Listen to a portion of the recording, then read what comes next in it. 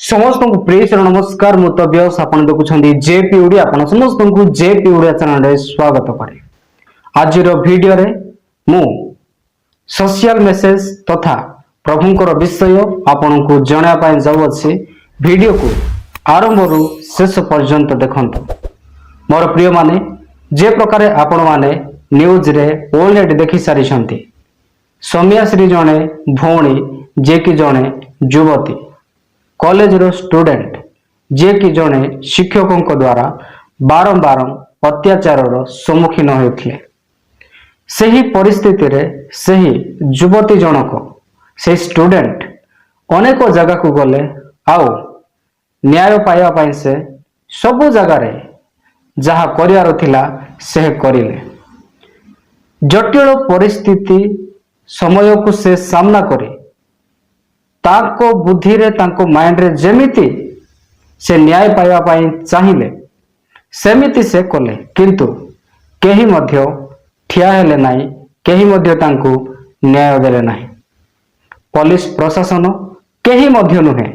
विगत दिन न्यूज रे मध्य आमाने देखुथिलु, आमे अनेक न्यूज रे तो देखिलु, देखु देखु आमे चुप रहिलु, केही मध्य एही विषय को नै आवाज उठेले नाही। आज दिन मानक मध्य अनेक लोक आसवे तांको विषय को नहीं दुखर स्टोरी पकेबे, अनेक पुलिस मध्य आसवे, अनेक नेता माने आसवे आउ निजर दुख को से माने बखाणी की चली जिवे, किंतु आपण को जटिल परिस्थिति रे केही मध्य आसवे नाही। जेमिति सही स्टूडेंट न्याय पाई जेते बेले से मीडिया रे कहूथिला आउ जाय जाय से कंप्लेन कला, किंतु किछि तांको को न्याय देवा पाई केही मध्य बाहरिले नाही। मु आपन को कहिया पाई चाहिबे एही वर्तमान जुग रे आमे देखुछु लोक माने आउ प्रशासन केवल धनी मानकर आउ राजनीति करुथिबा लोक मानकर एठारे केही कहार नहे, स्पष्ट भाव रे जणा पडुछि। इवेन मु आपण समस्त को ए वीडियो माध्यम रे कहि रखिया पाई चाहिबे से भौणी जनक अनेक एही प्रकार अत्याचार हेला परे शेष रे से तेल पकेकी से निजे निज को जाली देले। जालिला परे से छटपट होथिले, अनेक स्टूडेंट माने देखुथिले, किंतु सेमानक मध्यरु जणे तांको को बचाया पाई निज जीवन को बाजी रे लगेले आ तांके मध्य पड़ी गले। मु न्यूज परि तो समस्त डिटेल्स एठारे कहिबे नाही, ऑलरेडी न्यूज देखि अछंती, किंतु किछि इंपोर्टेंस पॉइंट गुडा को मु आपन को सम्मुख रे शेयर करिया पाई जाउ अछि। आपण माने ए वीडियो को देखंतु, होई पारे अनेक एही प्रकार युवा युवती आज दिन मानक मध्य रे से माने हारी जाउछंती जीवन रे एवं फाइनल डिसीजन निष्पत्ति नेउछंती आत्महत्या करूछंती। मु आपण समस्त को जणाया पाई चाहिबी आम मानकर जीवन बहुमूल्य। एठारे आपण माने काहा को भरोसा करंतु नाही। को पुलिस को नेता माने को प्रशासन आपण को पाई ठिया हेबे नाही। जहार पैसा थिबो जे धनी लोक तांको सहित ही प्रशासन रहिबो और सरकार रहिबो। आमे समस्ते निजको स्ट्रांग करिबा, निजको बिल्ड करिबा, आउ आमे माने केबे हारिबा नाही। आउ मु कहि रखिया पाई चाहे सदा बेले आपण स्ट्रांग कॉन्फिडेंट मनोभाव नै बंचंतु।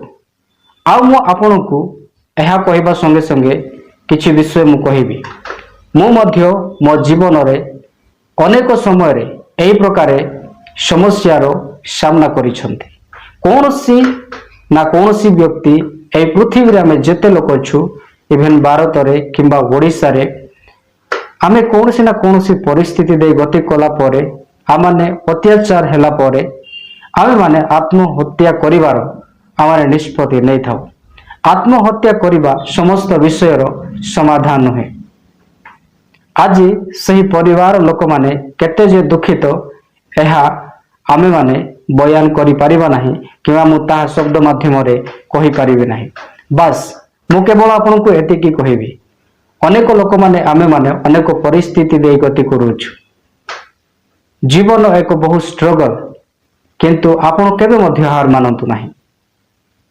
ଆପଣଙ୍କୁ ଯିଏ ବନେଇଛନ୍ତି ସେହି ପରମେଶ୍ୱର ମହାନ ଓ ସର୍ବଶକ୍ତିମାନ ପରମେଶ୍ୱର ଅଟନ୍ତି। ଯେଉଁ ପରମେଶ୍ୱର ଆପଣଙ୍କୁ ଏବଂ ମୋତେ ସୃଷ୍ଟି କରିଅଛନ୍ତି। ଆଉ ସେହି ପରମେଶ୍ୱର ଆମମାନଙ୍କୁ ଏହି ଜୀବନ ଏମିତି ହିଁ ବେକାର ଦେଇନାହାନ୍ତି। ଆମମାନଙ୍କୁ ନିଜର ଜୀବନର ମୂଲ୍ୟ କ'ଣ ତାହା ବୁଝିବାକୁ ହେବ। ଆଉ ଏହି ଜୀବନ କେବଳ ଥରେ ଏହି ପୃଥିବୀରେ। ଆମେ ମରିଲା ପରେ ଆଉ କାହା ସହିତ ପୁନର୍ବାର ଆସିକି କଥା ହେଇପାରିବା ନାହିଁ କିମ୍ବା ଏହି ଦୁନିଆ ଦେଖିବା ନାହିଁ। ତେଣୁକରି ବାଇବଲ କୁହେ, ତୁମେମାନେ ଯୌବନ ସମୟରେ ନିଜର ସୃଷ୍ଟିକର୍ତ୍ତାଙ୍କୁ ସ୍ମରଣ କର, କାରଣ ଯୌବନ ସମୟରେ ଯବାନ ସମୟରେ ଅନେକ ବିଷୟକୁ ଆମେମାନେ ସାମ୍ନା କରିବା। ସେଇଥିପାଇଁ କେହି ମଧ୍ୟ ଆମମାନଙ୍କୁ ବୁଝେଇଲେ ଆମେ ତାହା ବୁଝିପାରିବା ନାହିଁ। ସେହି ସମୟରେ ନିଜେ ହିଁ କେବଳ ନିଜକୁ ବୁଝିବାକୁ ହୁଏ। ସେଥିପାଇଁ ଯେଉଁ ପରମେଶ୍ୱର ମାନଙ୍କୁ ସୃଷ୍ଟି କରିଛନ୍ତି ସେହି ପରମେଶ୍ୱର ଗୋଟିଏ ନିୟମ ଦେଇଛନ୍ତି। ଆମର ଜୀବନ କ'ଣ ଅଟେ, ଆମେ କେମିତି ବଞ୍ଚିବା ଦରକାର, ଆମେ କୌଣସି ବିଷୟକୁ ଭୟ କରିବା ନାହିଁ, ଆମେମାନେ କି ପ୍ରକାର ଷ୍ଟ୍ରଙ୍ଗ ରହିବା, ଆଉ ଆମମାନଙ୍କର ଜୀବନର ମୂଲ୍ୟ କ'ଣ ଅଟେ ତାହା ବାଇବଲ ଶିଖାଏ। ଏହି ଭିଡ଼ିଓ ମାଧ୍ୟମରେ ମୁଁ ବାଇବଲ ବିଷୟରେ କହିବାର କାରଣ ହେଲା ଆପଣମାନେ ଜାଣନ୍ତୁ ଆଜି ମୁଁ କାହିଁକି ଏତେ ଷ୍ଟ୍ରଙ୍ଗ। ମୁଁ ମଧ୍ୟ ଦିନେ ଏହି ପ୍ରକାର ସିଚୁଏସନକୁ ଫେସ୍ କରି ଅନେକ ସମୟରେ ଆତ୍ମହତ୍ୟା କରିବା ବିଷୟରେ ମୁଁ ଭାବିଥାଏ।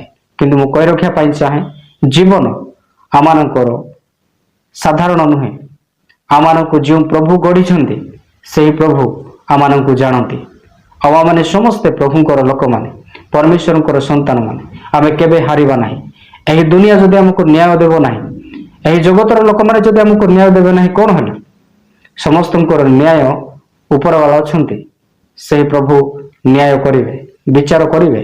ସେହି ସମୟ ପର୍ଯ୍ୟନ୍ତ ଧୈର୍ଯ୍ୟରେ ଅପେକ୍ଷାରେ ମାନେ ରହିବା, କାରଣ ଏହି ପୃଥିବୀ ନ୍ୟାୟକୁ ମଧ୍ୟ ଅନ୍ୟାୟ କରିଦେବ, ଅନ୍ୟାୟକୁ ମଧ୍ୟ ନ୍ୟାୟ କରିଦେବ। କାରଣ ଏଠାରେ ସବୁ ଟଙ୍କା ପଇସା ଏବଂ ରାଜନୀତି ଚାଲେ। ତେଣୁକରି ଏହି ଦୁନିଆରେ ଆମେ କେବେ ହାର ମାନିବା ନାହିଁ। ଆମେ ଷ୍ଟ୍ରଙ୍ଗ ହେବା, ଆମେ ସେ ପ୍ରଭୁଙ୍କୁ ଭରସା କରିବା ଯେଉଁ ପ୍ରଭୁ ଆମମାନଙ୍କୁ ସୃଷ୍ଟି କରିଛନ୍ତି। ସେ ନିଶ୍ଚୟ ନିଶ୍ଚୟ ଦିନେ ନା ଦିନେ ନ୍ୟାୟ ଦେବେ। ମୁଁ ଆପଣଙ୍କୁ କହି ରଖିବା ପାଇଁ ଚାହେଁ, ଏହି ଭିଡ଼ିଓର ଶେଷରେ ଆମେ ଯେତେ ଲୋକ ଏହି ଭିଡ଼ିଓକୁ ଆପଣମାନେ ଦେଖୁଛନ୍ତି, ଆମେ ସମସ୍ତେ ମିଶି ସେହି ପରିବାରକୁ ଆମମାନେ ସ୍ମରଣ କରିବା, ପ୍ରାର୍ଥନା କରିବା। ଆମମାନେ ତ କୌଣସି ବଡ଼ ବିଷୟ ଦେଇ ସେ ପରିବାରକୁ ଖୁସି କରିପାରିବା ନାହିଁ। କେବଳ ସେମାନେ ଜାଣିଛନ୍ତି ନିଜର ଛୁଆଙ୍କୁ ସେହି ପରିବାର ହରାଇଛନ୍ତି। ତାଙ୍କ ବାପା ମାଙ୍କୁ ପରମେଶ୍ୱର ଏହି ସମୟରେ ବଳ ଦିଅନ୍ତୁ, ତାଙ୍କୁ ଶକ୍ତି ଦିଅନ୍ତୁ, ଆଉ ସେହି ପରିବାର ସେମାନଙ୍କୁ ମଜବୁତ କରନ୍ତୁ। ସେମାନେ ଭାଙ୍ଗି ପଡ଼ିଅଛନ୍ତି, ପରମେଶ୍ୱର ପୁନର୍ବାର ସେମାନଙ୍କୁ ଗଠନ କରନ୍ତୁ, ଆଉ ସେମାନଙ୍କ ମନରେ ମନୋବଳ ଦିଅନ୍ତୁ, ସେମାନଙ୍କୁ ସାହସ ଦିଅନ୍ତୁ, ଆଉ ସେମାନେ ସମସ୍ତ ପରିସ୍ଥିତିକୁ ଛାଡ଼ି ଆଗକୁ ସେମାନେ ବଢ଼ିପାରିବେ। କଷ୍ଟକର ପରିସ୍ଥିତି ମଧ୍ୟରେ ପ୍ରଭୁ ଯେ ପ୍ରକାର ସେମାନଙ୍କର ସାହାରା ହେବେ, ଏଥିପାଇଁ ଆମେ ସମସ୍ତେ ପ୍ରାର୍ଥନା କରିବା। ମୋର ପ୍ରିୟମାନେ, ଯଦି ଆପଣମାନେ ଏହି ଭିଡ଼ିଓକୁ ଦେଖୁଛନ୍ତି, ଅନ୍ୟାନ୍ୟ ଭାଇ ଭଉଣୀମାନଙ୍କୁ ମଧ୍ୟ ସେୟାର କରନ୍ତୁ। ସେମାନେ ନିଜ ଜୀବନରେ କେବେ ମଧ୍ୟ କି ପ୍ରକାରେ ହାରିବେ ନାହିଁ।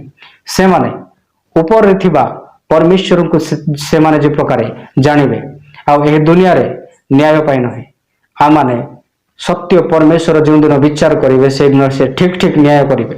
ସେହି ଆଶା ଏବଂ ବିଶ୍ୱାସରେ ଆମମାନେ ବଞ୍ଚିବା। ମୋର ପ୍ରିୟମାନେ, ଆପଣ ଅଧିକ ବିଷୟ ଜାଣିବା ପାଇଁ ବାଇବଲକୁ ପଢ଼ନ୍ତୁ। ଯଦି ଆପଣଙ୍କ ପାଖରେ ବାଇବଲ ନାହିଁ, ମୁଁ ଆପଣଙ୍କ ସମ୍ମୁଖରେ ଏହି ଭିଡ଼ିଓ ମାଧ୍ୟମରେ ବାଇବଲକୁ ଟ୍ୟାଗ୍ କରିଦେଉଛି। ଆପଣ ସେଠାରୁ ବାଇବଲକୁ ଅର୍ଡ଼ର କରିକି ନେଇଯାଆନ୍ତୁ ଆଉ ପଢ଼ନ୍ତୁ, ଯାହାଦ୍ୱାରା ଆପଣମାନେ ଅନେକ ଗୁଡ଼ାଏ ଗଭୀର ବିଷୟ ଶିଖିବେ। ଆପଣମାନଙ୍କର ଜୀବନର କ'ଣ ଅଟେ, କେମିତି ବଞ୍ଚିବା ଦରକାର, ସମସ୍ୟାକୁ କେମିତି ସାମ୍ନା କରିବା ଦରକାର, ଆମମାନେ ଜଟିଳ ପରିସ୍ଥିତିରେ କି ପ୍ରକାରେ ଆମମାନେ ପ୍ରଭୁଙ୍କୁ ଭରସା କରି ଆଗକୁ ବଢ଼ିବା ଦରକାର, ଏହି ସମସ୍ତ ବିଷୟ ଆମମାନଙ୍କୁ ପବିତ୍ର ଶାସ୍ତ୍ର ବାଇବଲ ଶିଖାଇଥାଏ। ତେଣୁ ମୁଁ ଚାହିଁବି ଆପଣ କୌଣସି ଧର୍ମର ଲୋକ ହୁଅନ୍ତୁ, ଥରେ ବାଇବଲ ପଢ଼ନ୍ତୁ ଆଉ ଆସନ୍ତୁ। ସେହି ପରମେଶ୍ୱର ନ୍ୟାୟ ଏବଂ ବିଚାରକର୍ତ୍ତା ଅଟନ୍ତି, ଯିଏ ଠିକ ଠିକ ନ୍ୟାୟ କରନ୍ତି। ତାହାଙ୍କ ଅପେକ୍ଷାରେ ଆଶାରେ ଆମମାନେ ବଞ୍ଚିବା। ନିଶ୍ଚିନ୍ତ ସେ ଦିନେ ଆମମାନଙ୍କୁ ନ୍ୟାୟ ଦେବେ। ମୋର ପ୍ରିୟମାନେ, ଏହି ପୃଥିବୀରେ ଅନେକ ବିଷୟ ଅଛି ଯାହା ବୁଝିବା ପାଇଁ ଆଉ ଜାଣିବା ପାଇଁ ବହୁତ କଷ୍ଟକର ଅଟେ, କିନ୍ତୁ ସେ ସମସ୍ତ ବିଷୟ ସରଳ କରନ୍ତି ପରମେଶ୍ୱର। ଆସନ୍ତୁ ଆମେ ସମସ୍ତେ ବାଇବଲ ପଢ଼ିବା ଏବଂ ସତ୍ୟ ପ୍ରଭୁଙ୍କୁ ଜାଣି ପ୍ରଭୁଙ୍କ ପାଇଁ ବଞ୍ଚିବା। ଦୁନିଆର କୌଣସି ବିଷୟକୁ ଭୟ କରିବା ନାହିଁ। तेबे ए वीडियो को मैं एतिक समाप्त करूछि पुणी देखाइबा आगामी वीडियो रे आपण समस्त प्रेज द लॉर्ड।